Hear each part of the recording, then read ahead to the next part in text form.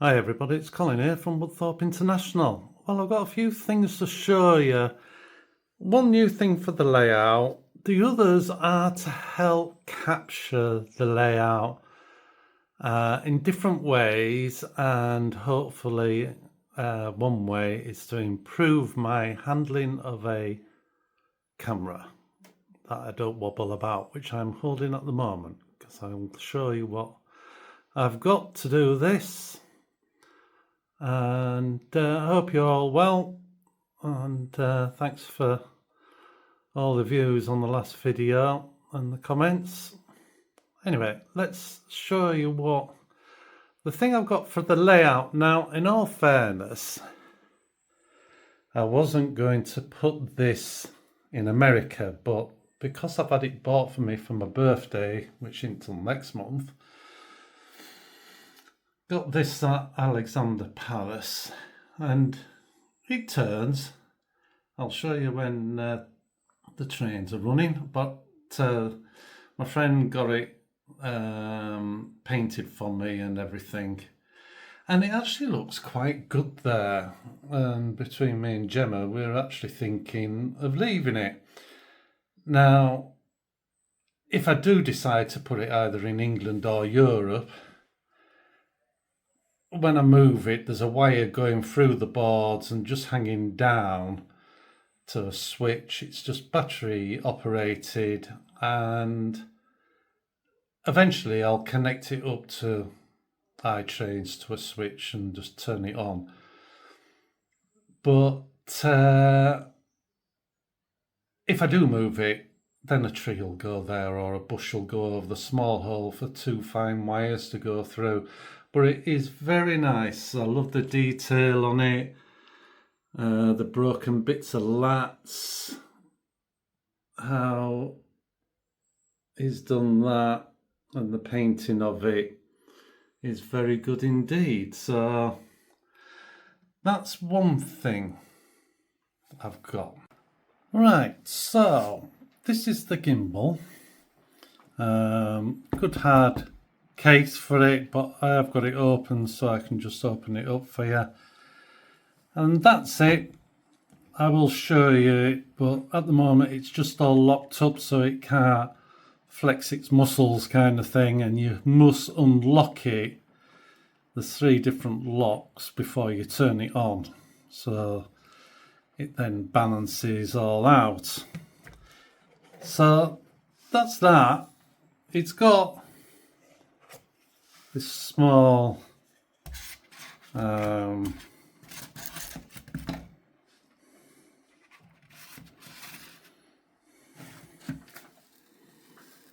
tripod for it to sit on, and you can put it on the bottom, and it gives you another handle and a bit further, and this from there to there just expands out another 300mm, so you can reach a bit further. But also I've got myself a new tripod, which I'll show you it out of the box, well, out of the case. So this is the tripod out of its case. Like any, it's got 3 legs. You can make it go into a single leg with, I think it's this bit. I haven't had a go at doing it yet. The legs lock like others. Down here the feet just adjust, and you can just adjust it for different terrains. So one can be a bit longer than the others. Now, the reason for getting this one is this slides out, right out. You undo this nut,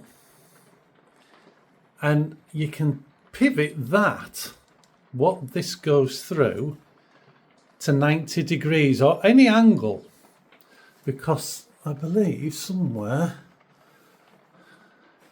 I think it's on this, I've seen it somewhere.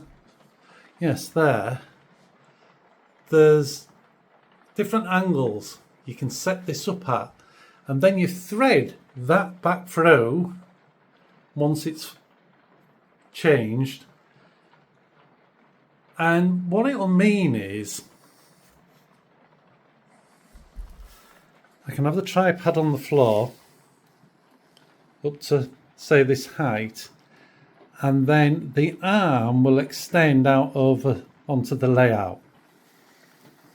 And then it means the camera can be over the track as trains come towards it, or whatever I'm wanting to do. It gives me that ability to do stuff where I'm not holding the camera and wobbling about for you. So hopefully it will be a bit smoother. Now, this particular one doesn't have a arm to turn this top segment. But a lot of them have long arms on and you can spin it round. This one doesn't. You just have to manually, you still have to do it manually. You can do that on there. Now there are adapters what you can put onto the normal fixings where you can have a remote for it to turn. Now that I might get in the future. It's not too dear. It's dearer than the tripod. Nowhere near the price of that. But it might be worth getting in the future. But that is going to help. And this will attach to it.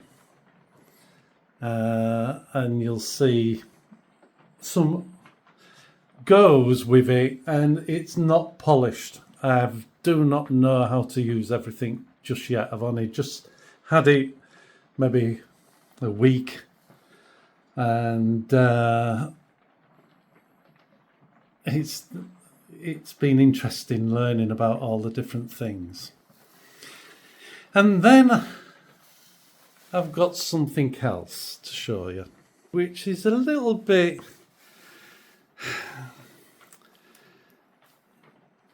you could say silly. I don't know what to call it. I think it's a good idea, and I'll explain more about it. In here, as you know, in this area is a 2-foot high helix, and I did a video showing trains running up and down, and I had to crawl underneath.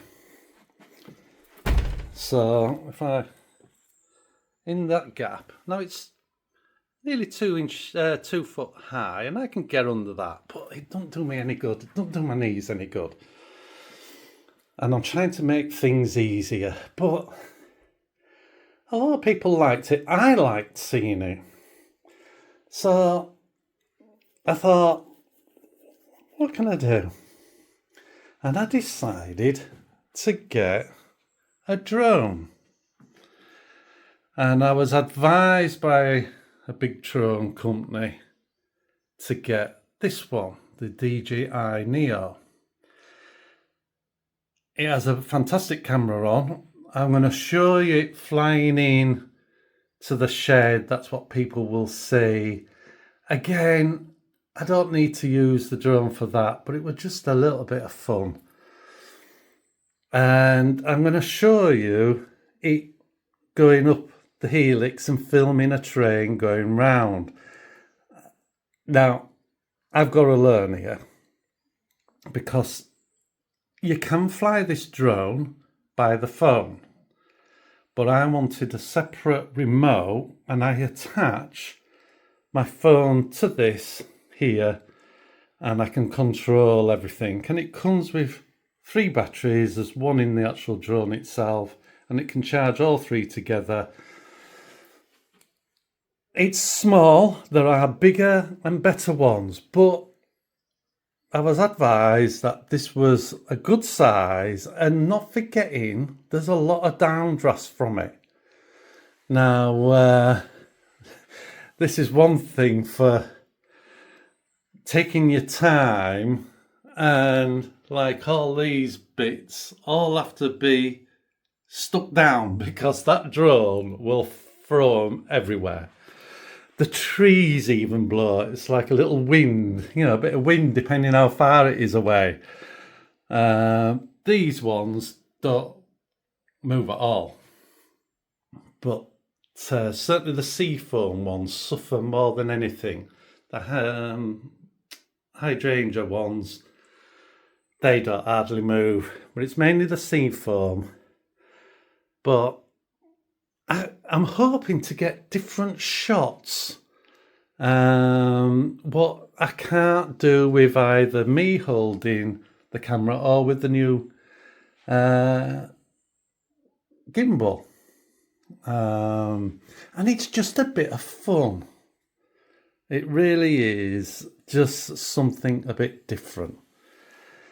But I've got to learn how to fly it smoothly. It self-levels, it hovers. It really is a nice little drone. The camera, what's on the front, it's behind a protective cover at the moment. That only pitches up and down. To go sideways, left and right, you have to turn the drone so it turns like that. But that's not a problem at the end of the day. I could get one with a camera, what's underneath the drone, but then it's bigger. And the other thing I could have done with, in all fairness, was a zoom camera. And again, I could have got one, but I was recommended for, this was the best thing for being inside a shed. But it's great. It's a good bit of fun. Got a lot to learn from it. But I have flown it into the helix without a train going round. So the next video I do with a train running around will be the first time with the train. So I hope I do a good job for you to see. But that's what I've got to help show the layouts in a different way, in a way. Japan, down here, I probably won't use the drone. It will fly in between, but it's down at a level I can just use the gimbal. But again, I might just do it for a bit of fun. It's mainly for America and Europe. When I have like that big hill there, there's going to be a great corner of a hill in Europe for the end of the Alps, that kind of thing. So I'll be able to go up close and fly up here. I've even tried it on there, and it was quite good for getting up high. It means I don't have to get ladders out. The ladders are just in here temporary at the moment, just so I can work up there. But when it's finished, I'll be able to take the drone up to show what's happening, that kind of thing, or for new people who haven't seen up there.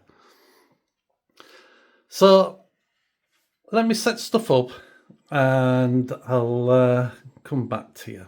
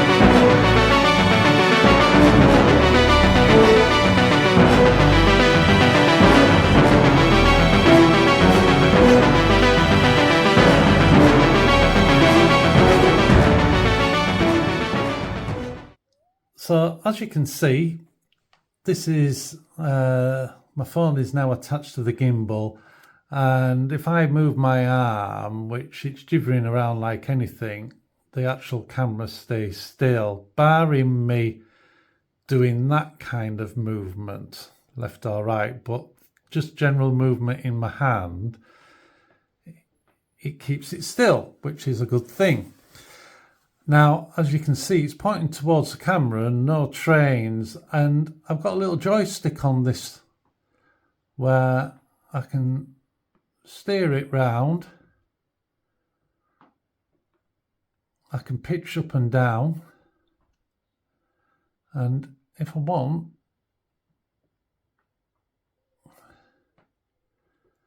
I can zoom in.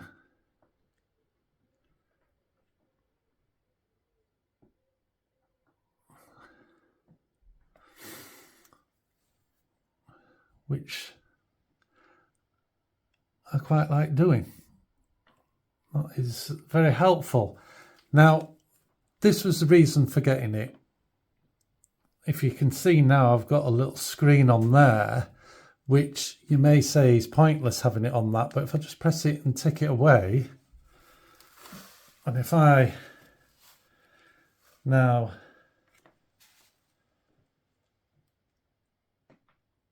it can now see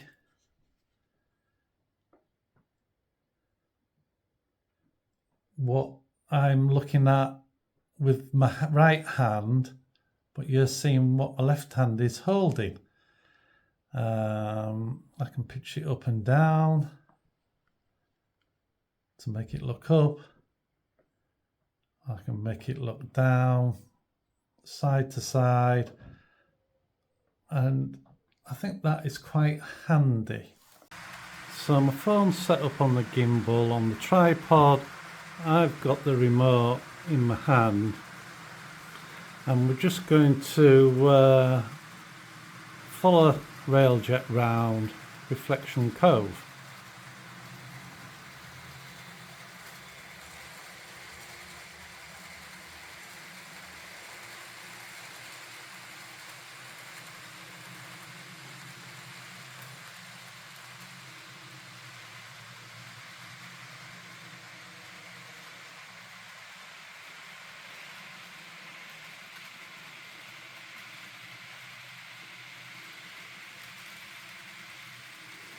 And that is a lot smoother than me moving the camera like I've got hold of Gemma's filming what I've just done.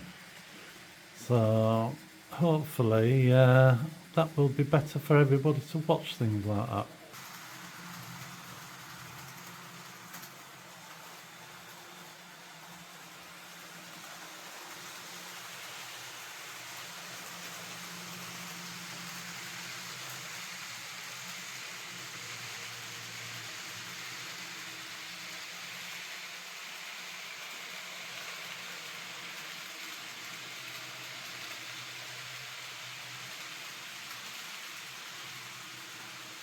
I've just put this on the track just to show you, this is the first train I've ever had where it can get power from its overhead pantographs. I found this out by mistake because I took the body off to put a decoder in, and I thought, oh, that piece of metal's not touching the CB board, what's in there. And when I did, the train didn't move. I'm thinking, why is that? And I thought, the only thing I've done is move that wire, and then I realised what it was. And that's to make a connection for powering. So when I pushed it back up, it then automatically goes into pick the power off the rails. I'm never going to have overhead, but I didn't know when I got it. I didn't get it for that. I got it because, one, it was a good price, and it was a nice, just something different. But I just thought I'd show you that, and then you can, when it runs round, you'll see in the future it's just picking power up off the track, and even though there will be overhead, maybe in Europe, well, there will be in Europe, but it won't be taking power from it. Well, that's a windmill going. I'll bring this train. This one you've seen in previous videos, and this one has sound as well. But it's got one of my favourite wagons on, what the Europeans have, and the sides open up. Even in Engage, the very bottom bit opens up, so all the material inside drops out to the side into hoppers to be moved about on conveyor belts. But I love them. There's all different colours now. There's blue ones of these, so in the future I will get some of them. But I first had the pleasure of running some of these in a HO way back when the York Model Railway exhibition was a very small, in the restaurant for the train drivers in York, in this long hall, and I just thought it'd be nice if we have them here. And we've never had them, but now I'm running Europe as well, I've got some. Well, I'm going to wrap this video up. I had filmed the helix, and on my camera I could see everything really clear, but when I put it into the video it's not as clear as I would like it, because I use Railjet and it's quite a dark colour. So, and there's, you know, where the light was, it might need just tweaking a little bit. So I'll do a video of it flying up the helix and flying around the actual layout at different points and stuff like that, just as a separate video. And if anything I've done, I'll point it out. From the previous video, I grassed this up and put different things on it,